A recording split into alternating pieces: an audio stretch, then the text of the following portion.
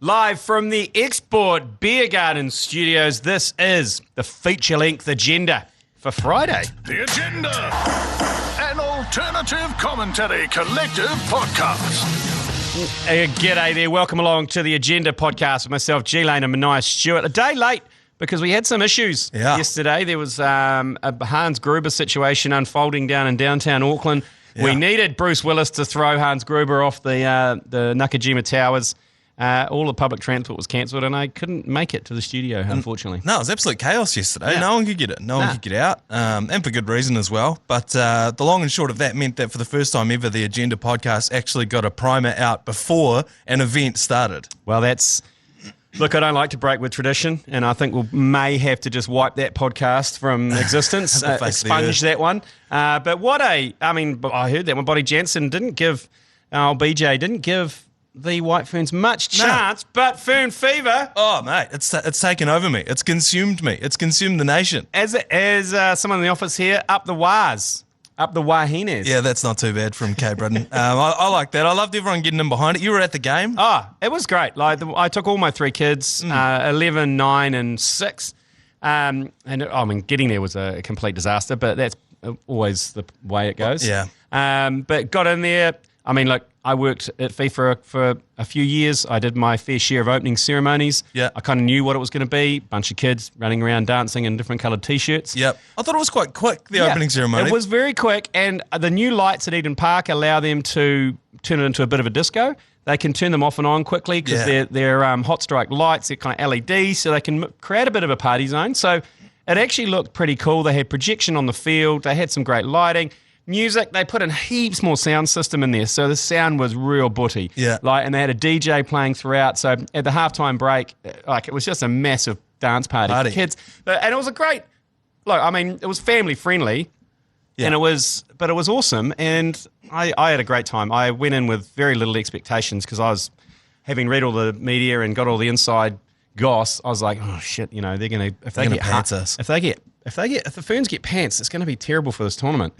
But that first half, they didn't even get a sniff, Norway. No. And I must admit, I was dangerously confused, and so were a number of people around us, that the Norwegians played in white.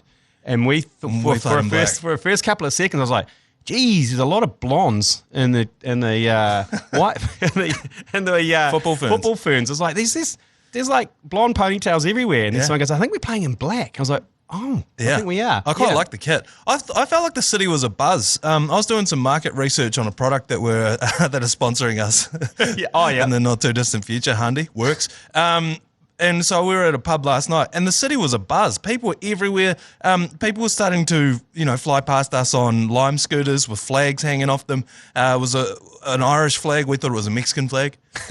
Well, it could have been. Oh, no, the Irish, I suppose, they were playing Australia last night. Yeah, that's right. So that makes a bit more sense. She was the most Mexican-looking Irish woman I've ever seen in my life. But the pub was heaving. People were all packed in there. Everyone was watching the opening ceremony. There was a buzz around the city. It's great to have an event like this. Eden Park, over 42,000 there, so it was packed out. It was. I must admit, the crowd itself was because I said it was family friendly. Heaps of kids there.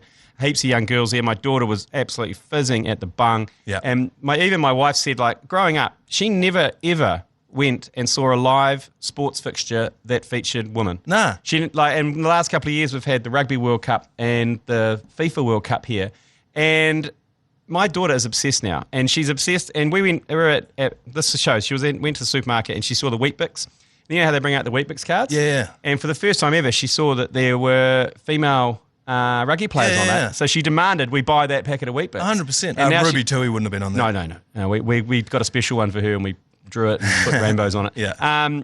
But now she splits it with her brother, so she gets all of the female cards and they get all the male cards. And it's like, and as my wife said, it's like this is kind of unprecedented in terms of how these kids are growing up and what they're watching and how they're seeing their stars and seeing their future and playing sport. It's pretty awesome. 100%. And people keep talking about, they had to give away, literally, me and you talked about this. Yeah. They gave away tickets. They're not going to get parity because not as many people are watching, so the prize money, blah, blah, blah. Sure, that's where we're at now. But this next generation, like you said, I've got a younger sister who's, still at primary school, and she can now see these people, and it's an opportunity. Yeah. Whereas before, I feel like women probably just didn't even think that, I mean, and you couldn't be a professional athlete as a job. Yeah, and this morning at breakfast, we had the Weet-Bix out. She asked the same question. She goes, where's the Football Ferns cards? Yeah. And I was like, great question. I don't think they're sponsored by Sanitarium, so they probably haven't got any. But look, the massive crowd. The crowd was a little bit, like I said, family friendly. So it was had a little bit of an All Blacks vibe to it in terms it was very quiet. Yeah, that's Kiwi though, a lot of clapping but we were sat out. Defense. Yeah, a little bit, but also defense. But also I've discovered that New Zealand fans, they're more a visual thing, like the swaying of the poise. If we swing a poi around our head, that's pretty much as far as we'll go in terms of we'll make a poi out of a rubbish bag and we'll swing it around our heads. Doesn't help the team though. No, I know. Like it doesn't buoy the team at all. They can't tell. It's like Ben Hurley says when he's doing stand-up comedy, like smile. I can't hear a smile. So if you're sitting in the crowd just smiling like that, does nothing for me. Don't be afraid to laugh, clap, make some noise. Why do we suck at this so bad? We're a little bit lights out missionary when it comes to big time being exuberant and showing our feelings in a sports venue.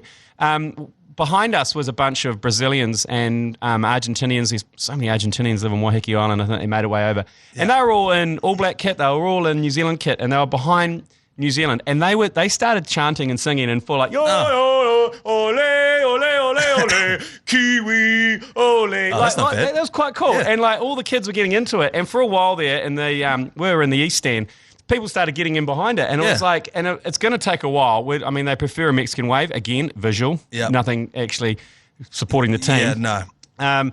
But we'll get there. Hopefully a generation will come through that actually have got no inhibitions about supporting their team and being told to sit down and shut up by some old boomer. That's a big part of it as well. Yeah. Just sit there and watch the game. But so a lot more, no DJ A-hole. You said that there was like a new sound system in that. There was, look, the DJing, it was before and after, but it was basically the hits and they played the hooks. Right. And pretty much, but it was good. And the kids were into it. Man, the kids were into it. They absolutely loved it. They got everyone's, again, like the visual silent stuff, everyone got their phones out in the half-time and put the lights on. They turned the lights out and we did to Coldplay. Stars, the Coldplay. So, shit like that we're into. But it was, For me, like yesterday we were talking about it on the podcast, the Football Ferns were paying $8. That would have been a handy payout for anyone who got on that. $9 at a certain point as well.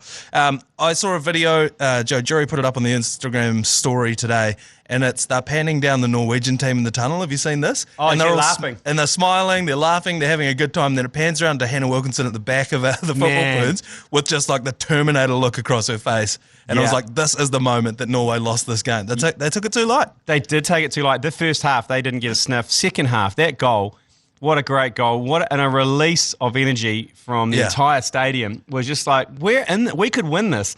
And then the last 15 minutes. Squeaky bum time. Yeah, it was what everyone expected the entire game to be. And that was Norway just pounding the goal across a crossbar rattler right in front of us. Yeah. It was terrifying to watch. And then we got the penalty. And we're like, yes. And how good's the referee? It's like NFL. The referee now justifies the decision to the crowd. Oh. So on the PA system, they go, I have reached my decision. Oh, that's brilliant. And my decision is, and everyone's like, and left it was so great. Penalty. Yeah. This is what we were talking about on the podcast on Wednesday, making the ref a part of the game. Yeah, so they're trialling it. FIFA are trialling it, that they go off and with the referee review. And anyway, but missed the penalty, and that would have been so good because that would have been because there was only 2 or 3 minutes left. Yeah, that was a bar rattler as well. Biggest bone of contention I have is after 90 minutes, they always put up the sign. It was 9 minutes added time because of all the reviews. So it was 9 minutes of added time. But on the big screen, on the coverage, they stopped the clock at 90. So no one in the crowd knew when the end of the game was. No. So it was fucking terrifying watching the Scandos just pound away at our goal and not know when the end of the game was. Yeah, that's the biggest de-shrinker in football is that the way that it ends. Yeah. Because it's always just dribbles over halfway and then they're like, beep, that's the game. But it was so good that New Zealand was so used to rugby that one of the football ferns just hacked it in over the touch, and everyone just presumed that was going to be into the game. Went, like you kick it out, it's the end, and then they go, no, throw in. It's like, oh, shit. But on the flip side of that, is there anything more exciting, like in terms of a scoring action in world sport, than scoring a goal at the Football World Cup? Yeah, the opening goal as well. The opening goal, the winning goal, the first win in your country's history. But I just think, scoring a bucket, even taking a wicket for your country, they're nowhere near as exciting as, like, you see these, every time the World Cup rolls around, they'll like wheel out some Argentinian dude or some Mexican dude, and they're like, tell us about the time you scored. He's like, I went beyond madness. I lost my mind. I still think about it. And also that goal's been shown around the world, the opening goal of the FIFA Women's World Cup. Like, that has gone round the world, and it was a great setup as well. From one length of the field to the other. It was like about 5 touches. Oh, it's the cleanest highlight. Yeah. Because it starts from a goalie. Yeah. And just works the whole way down. It is awesome. And, get along. If you can, get along, especially to a Football Ferns match. Get behind them. Let's not hope that it's their World Cup, because they were celebrating like nobody's business, but rightly so. That's the first time any New Zealand team has won a game in a FIFA World Cup. Mm-hmm. It's the biggest football crowd ever in New Zealand. That beats all the men's, 37,000 down in Wellington. So all sorts of records, and what a time to do it, because the headlines yesterday were pretty average with old Hans Gruber. So it was great for the Football Ferns to wrestle the narrative away from that. So get in behind it. Take your kids along. It's a good time. Up the Wahine. Jesus, the cricket. So, big announcement. We talked about it during the week, but ACC are back on iHeartradio. People were saying, how's that different? Well, how's that different? We started on iHeartradio. It's a digital-only product. Mm-hmm. We started there in 2015. You can say and do whatever the fuck you want on iHeartradio. It's on digital. As long as we don't defame anyone, that's how we started, and that's how we're going to go back onto iHeartradio and not on Spark Sport. Yeah. Probably not on TVNZ, maybe. But we are going to go balls to the wall, radio commentary, iHeartradio. It's free on iHeart, so you just have to download the iHeart app. We'll be doing every single Black Caps game. There's a massive summer. We've got the obligatory Bangladesh series. Then we've got Pakistan for some short form. Then we have South Africa. Then we have Australia. Yeah. So that's going to be good. So we're back, baby. Now, we are back. We talked earlier this week, like, does this mean, obviously we're going back to where it all started on iHeartRadio, does this mean that we're going to potentially have the caravan back in the grounds? Obviously there's some issues around a lot of the grounds still bear ill will against the ACC. Yeah, well, good news is Eden Park, they welcome us back with open arms. Nick Sautner and they're huge fans.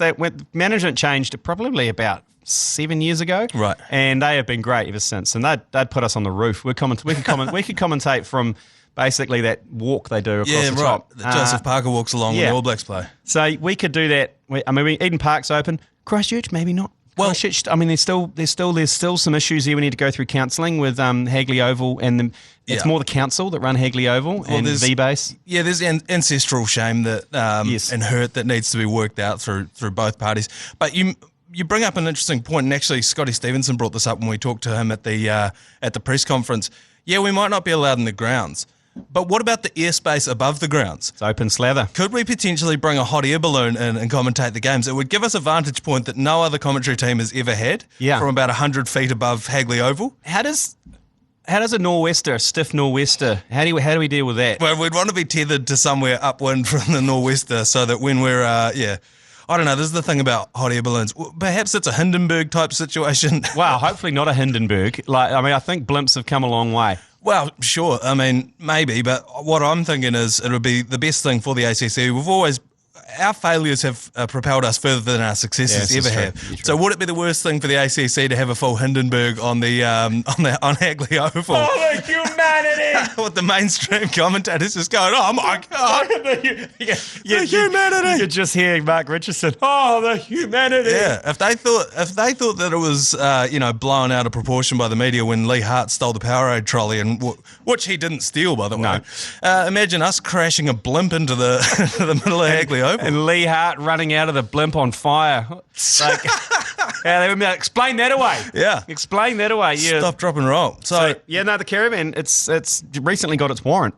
Yeah. Which, as I found out, all they check on the caravan warrant is basically, do the wheels go round and round? Are the bearings okay? And that's it. Yeah, I heard That's it. I heard them singing the wheels on the bus as they were doing the check. Plus, they were reading The Good Guide to Sex. God, that is a graphic book. I know I keep, but it's just burned in. There's obscenely biological. Anyway. It leaves nothing to the imagination. Anyway, yep. So look, Full bush. If you haven't got your iHeart app, if you listen to us on Apple or Spotify or wherever, we don't really care. But come summer, download the iHeartradio app. It's free. It's all summer. Get into it. We're back. Ashes update. Yeah. I mentioned it yesterday. I said I think England are in a pretty good position here because Australia were, but then they lost those 2 quick early wickets. Yep. And they and what England needed to do on day 2 was score 350 in a day. Yep. And move this game along. What did they do? Yep. They scored 384 for 4. Crawley out of nowhere. Yeah. It's like 23 fours, 3 sixes. He was banging, Crawley. I watched the first session and he was playing and missing so much to Mitchell Starc. I was like, oh my God, Bill Ralston's going to get him any moment. And he's kicked on. I didn't get to watch most of it, but he's one of these dudes who, does he just carry a really heavy bat? Because his hands don't move fast, his arms don't swing fast. He's a very tall man. He's enormous, yeah. Is it just a levers thing? Because he'll just swipe at it and it's almost in slow motion and then the ball's just sailing down the road. Yeah, it's just timing. But so it's going to be really interesting this day 3. Rain is on the way for day 4 and 5. Everyone keeps telling me that, but who knows? England's worse weather than New Zealand. You never know. Yeah. So they're 67 runs ahead. Now you've got Stokes and Brooks at the crease. Yep. With a free license to score as many runs as fast as possible. Yes. Or do they go the other way and bat once? Because rain's coming. Do they try and put 500? They haven't done that, have they yet? Nah. Bazball? They haven't done the old go once, go big. Yeah. I don't know. Is that Bazball? I suppose it is. If you can do it in a day, that's the way to do it. Exactly. If they can score another 300 and put them in the last session of day 3 with rain, with a 300-run lead. Yeah. 700 on the board and go on, fellas, have a crack. Yeah. By the way, it's going to rain, so you're going to be in here, back out, back in, back out. Totally. And so you've got 2 batsmen. That's the 2 batsmen if you want quick runs. Yeah. Ben Stokes and Harry Brooks. So tune in tonight. That's going to be, oh God, my marriage is in disarray already. And then the Open's on as well, the golf. Yeah. So when the cricket's a little bit dull, I go and check out the Open and trying to explain. I don't know if it's a male-female thing. I think majority it is. I don't know a lot of women that stay up watching the Ashes and then watching the Open. No. Just the confusion and disappointment on her face when I say also the golf's on. And she looks at me and goes, you watch golf now?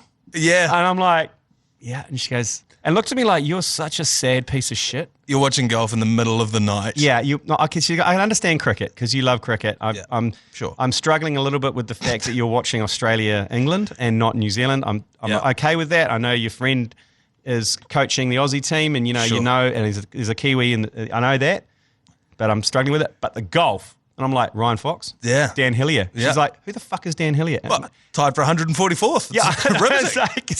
It's like a different world at the moment, and it's like my marriage is I'm not a husband, I'm not a lover, I'm not anything at the moment. Yeah. All I am as a guest in the lounge is there from 10 at night till 6 in the morning. Yeah. And I'm a kind of a father.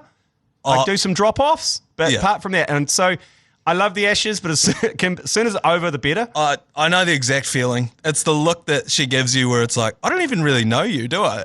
It's like you've just admitted some sort of fetish. Yeah. The golf one is for me. That's the nail in the coffin for how much she's so disappointed in the way my life's turned out. You loser. You know, it's not even like a cool sport or, something that, I understand.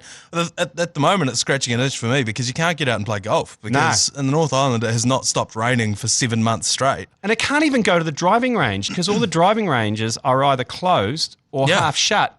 Get this, because they've run out of balls. Yes, there's a ball shortage. The ball shortage. Now, the great ball shortage of 2023 underreported. Is underreported. They're not talking about it. Because what has happened for... I mean, people who don't play golf, you go to the driving range and smash some balls. Oh, yeah. But there's one particular range that is only open, half open. They've got 20 bays. Only 10 bays are open because they haven't got enough balls. The one on the North Shore. Yeah. Yeah, and I was like, what is going on? And they're like, they're all plugged. All our balls are plugged out in the mud. It's rained so much. And I was thinking, can't you go get them? And he goes, we can't, because normally you drive a tractor over. It's got the little sweeper at the back that sweeps out the balls. it's too wet to even get the tractor out there. Yeah. And even if they did, they would just send the balls further into the mud. Yeah. So they now have to wait for it to dry, and there is like 1,000 balls plugged in this driving range. Yeah. And now it got me thinking, going, when it dries, how the fuck are you going to get those balls out? Well, our golf ball tree's going to start sprouting up over. Yeah. Well, I've got the solution to it though. Actually, in Taupo, the little chipping thing. Yes, yeah, the hole-in-one. The hole-in-one, you chip it into the lake. Do you know how they retrieve the balls? They just get an old koro out there in a wetsuit with a crayfish basket, and he goes out picking up pippies. Yeah. Essentially.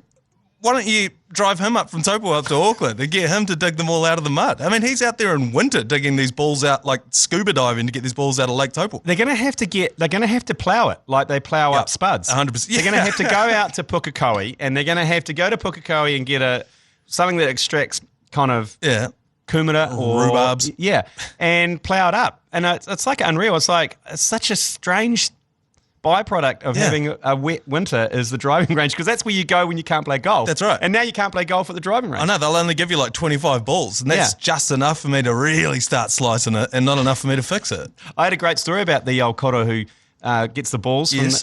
Because I was talking to the guys at that range, and I said, does he see many fish out there? And he goes, they go nuts because he disturbs the bottom of the all kind of disturbs up the seabed or the lake bed. It disturbs it, and behind him, he reckons there's like 20 trout following him, scooping up all the worms and insects. So he's under there picking up, and he's just surrounded by trout. Oh, that would freak me out.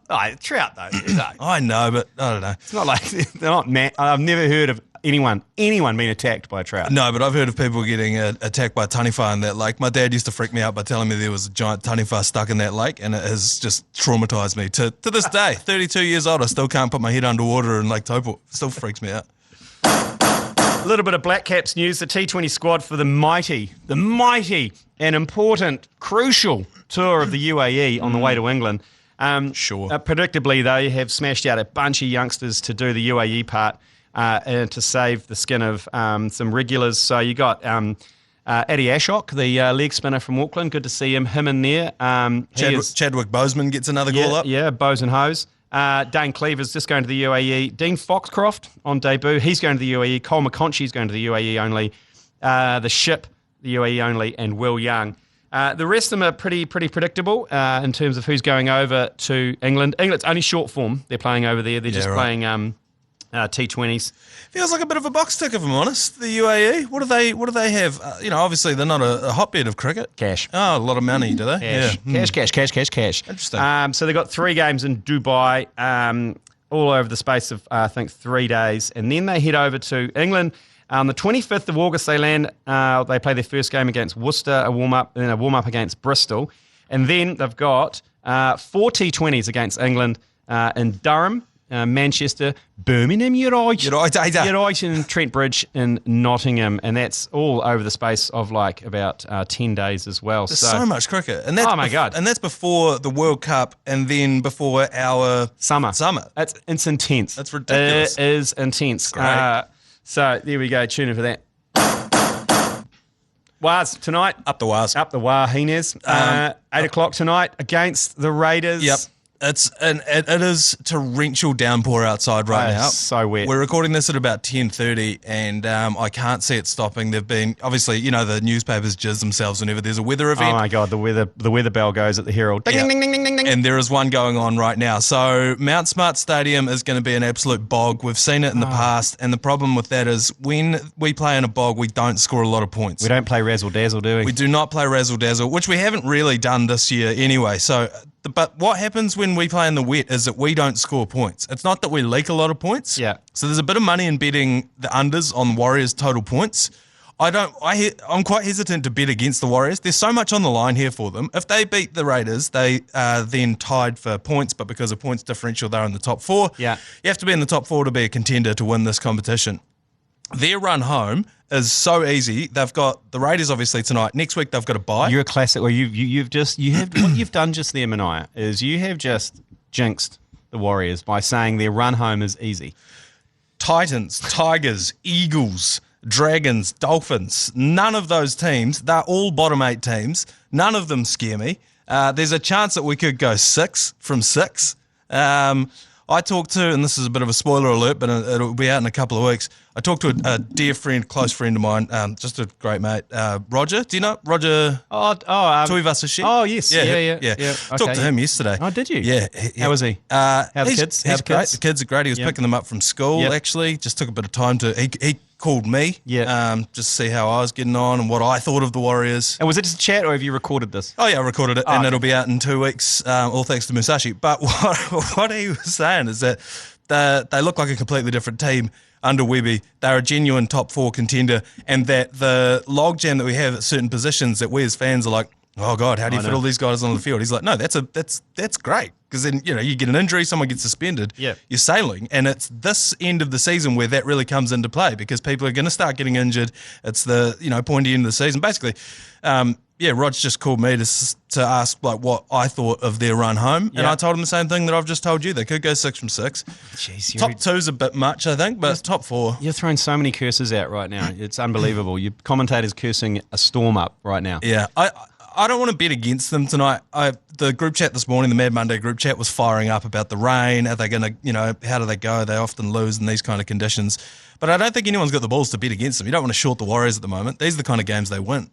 But you're saying that the Raiders, they want revenge because we went over to Canberra and we spoilt their 300th party. Yeah. Big time. Smacked them over there when their big celebration for Croker's 300th game.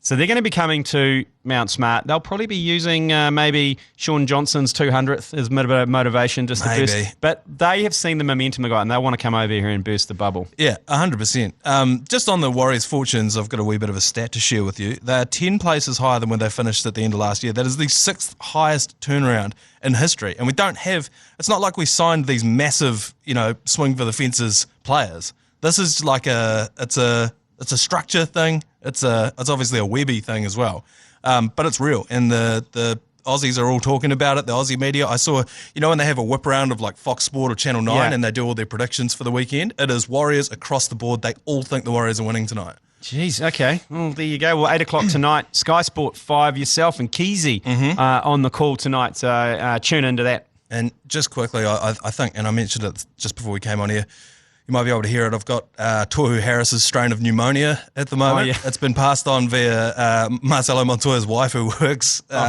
just sitting behind us. She's been coughing up a lung all week. That's why Tohu Harris went off last week. People were like, is he injured? So it's an illness that only Tohu and I can withstand. Yeah, athletes. Athletes made of sterner stuff. So if my voice goes halfway through the game, bear with me, but we will be there, me and Keezy, live from 8 p.m. Bit of rugby action. I mean, we pumped the South Africans. We've talked about it enough this week. Eddie Jones is talking crap as usual, as he loves to do. But the big news is we've got 4 more seats on the plane to France with us on the Ultra Beer Garden tour to Paris in September, October. 4 more seats. So they gave us a ring, Export Ultra people, and they said, hey, we've got 4 more seats. What do you guys want to do? And we're like, well, we'll give them away to our listening faithful. So all you have to do is for you and 3 mates to join the ACC is get on our Instagram page, and that's at the ACC NZ. Find the post that's pinned to the top of our page. It's pretty easy. Tag your 3 mates you'd bring on the trip with you in the comments. Share the post to your story. Tag us, the ACC NZ. So it'll show up in our DMs and we can share it. And boom, there it is. You and 3 mates. 4 mates. This is a 7-day trip to Paris. Oh, my God. There's something going on in France around that time. I don't know what it is. Yeah, why are we doing this in the rugby section of the pod? I don't know. No, I'm not sure. But anyway, get onto it because there's only another week for that to do it. Easy, tag your mates, and you could be joining myself, Manaia, Matt Heath, the rest of the ACC team. God knows if you'll make it home alive. But it's not our problem. But who knows? A little bit more rugby admin as well. Also, we had the Ultra pre-game at Sweatshop Brew Kitchen. It was awesome. It was a great afternoon preload. I mean, preparing for the game there. But we're doing the next one down in Dunedin at the Kensington pub in Dunedin before the game there, before we take on the Aussies. It's in a couple of weeks. I think is it the 5th of August? Yeah. I think it is. If you want to book a table, you have to book a table if you want to guarantee your place. We've got drink specials. We've got merchandise. We've got all sorts going on. Text ULTRA to 3236 to be in to win one of 3 $150 food and beverage vouchers thanks to our mates at Export. But get along there We've got heaps of merch. Like I was saying, you were there, Manaia, behind the bar. I'll be there. You'll be there pouring some pints. But yep, so the Kensington pub, it's a 2:00 kickoff too. So I think we're doing, right? Yeah, we're doing it from like midday. So get down there midday. It's an afternoon kickoff. Yeah, so nice. We're just throwing it out there. So there you go. Got some news from the nickname bracket. Yes. We have a winner. We've got a winner. And I feel like it was inevitable. Yeah. It was. Huge congratulations to Kane, steady the ship Williamson. Yeah. He ran the table, undefeated. I got some angry messages from two guesses who it was. Grant Elliott. Yeah, he was very upset that he wasn't in the final. The final was the semi-final. Yeah. Kieran Reid? Yeah, Kieran Reid was all right. He said, I mean, look, he's such a nice guy, Kieran Reid. He's such a humble gentleman. He said he was beaten by a better nickname. Yeah. He was fine about it, where the Hairy Jav was just like, he was just a bit bitter. Miffed. Yeah, a bit miffed, a bit bitter. I did say we'd give him a job if he won it. Yeah, but because we need some more commentators for the summer. Yeah, we do. We need as many hands as we can have. And he knows cricket. Yeah, well, he kind of does. He's good looking too. He's a good looking man. Yeah, he is. But there we go. Steady the ship is taken out, and I think we're going to probably start a new bracket. Yep. I think we're thinking about a bracket around infamous sporting moments, both on and off the field. This one's going to burn some bridges. Yeah. If you thought the hate that we got from New Zealand's professional athletes for the nicknames bracket was bad, wait till we start airing their dirty laundry again. Things that they thought we'd put to bed years ago. Yeah, look, I mean, I'm hoping that the ones we picked, most of them have passed away, RIP. Yeah, can't defame the dead. You can't defame the dead, but there's a few live ones. There's a few live ones in there. Them. You can defame them. But you can't. It's the truth. We're not defaming anyone. We're not making anything up. No. So look out on the ACC socials for that, for the next bracket that's coming up. Hey, TAB good punt this week. I've gone for a bit of I've gone for a 5-legged multi across multiple sports. What's a 5-legger? I can't think of anything with 5 legs. It's a pentagon. It's a pentagon. I'm having a lot of fun on these multis, and this one here, I've gone for a bit of Sal's NBL action. Yeah, nice. In my multi, so I've got Canterbury Rams to beat the Hawke's Bay Hawks, which they did. In the last minute. Very short odds to $1.25. That's the anchor of the multi, isn't it? And and then the Wellington Saints to beat the Franklin Bulls in the other semi-final, because the Tuatara are through to the final. They're paying $1.60. I think that's tonight, that game. It's good eating. And then I've gone England Australia for a draw. Rain bet. The rain bet. That's paying $3.20. So that's bringing my multi up. Then it gets a little bit more interesting. Well, I've gone for Jonas Vingegaard to win the Tour de France. He's only playing 1.8. He's going to win that. He's a couple of minutes ahead already, so he's going to win that. The one that's getting the odds up is Scotty Scheffler to win the Open Championship outright winner. $8.50. So for our $100 bonus bet, our return is $5,700 for that multi. Have you checked Scotty Scheffler? Where is he this morning? He's mid-table. Yeah, okay. He's mid-table. He's not out of He's not out of contention at all. I think he might be even after the first round of the Open. I think the leader's only 5 under. Yeah. Or 4 or 5 under. I think it was fairly difficult conditions. Can change in a heartbeat. Ryan Fox was outright leader for like 34 seconds. Yeah. He blew out on the back 9, unfortunately, did Foxy. He hit an 8 on the 18th. A triple bogey. Oh, one of us. That is one of us. One of us. That is one of us. So that's our TAB good punt. It's a 5-leg multi, and like I was saying, it's paying over $5,500 if that comes off. I found him. Scheffler is tied for 19th with Patrick Cantlay, Brooks Koepka, and Xander Schauffele. So good company. Yeah, he's not out of it, Scotty Scheffler. I think the conditions are looking a little. I think Vingegaard, I think the draw is doable. I think the Saints to beat the Bulls, Rams already beat Hawke's Bay. Look, it's just if Scheffler comes through on that 4th day, it's going to be party time. Yeah. I'm pretty sure the others are going to come off. Attendance required this weekend is pretty much, in terms of New Zealand coverage, there's only one, really, isn't there, tonight? Yeah, it's the Wahines, and it's the 8 p.m. game, and it's great if you're a sporting commentator who needs a weekend off, because it's the only game that we're commentating this week. Absolutely. There's still plenty of sport, as you mentioned. We've talked about the Ashes, the golf, but the Football Ferns don't play again until Tuesday. So there you go. And all our coverage of the Warriors is brought to you by 4 and 20 Pies, and I think they've got another Mad Traveller prize to give away. I believe they do. Just jump on to the ACCNZ.com. There's all the details of how you can get to the Warriors game in Hamilton. Flights, a bit of spending money, some signed jerseys. They've got an airport there in Hamilton. They have. Yeah. Don't mock it. No, I'm not. I've got an airport. I don't mock Waimate, and you don't mock Hamilton, okay? Waimate's got an airport. It doubles as the claybird shooting place as well. I imagine Waimate's airport is similar to the ones that does it have a lot of gliders? Yeah, a lot of gliders. Yeah, like the kind of... all great thermal updrafts around the lower South Canterbury area. Yeah. You've just got to make sure that you check the Facebook page that no one's claybird shooting while you're trying to land your plane. It gets very Vietnam very quickly down there. So just check your dates. There's pellets coming through the front of your glider. You've been listening to the ACC's Agenda podcast. For more episodes, subscribe on iHeartradio or wherever you get your podcasts.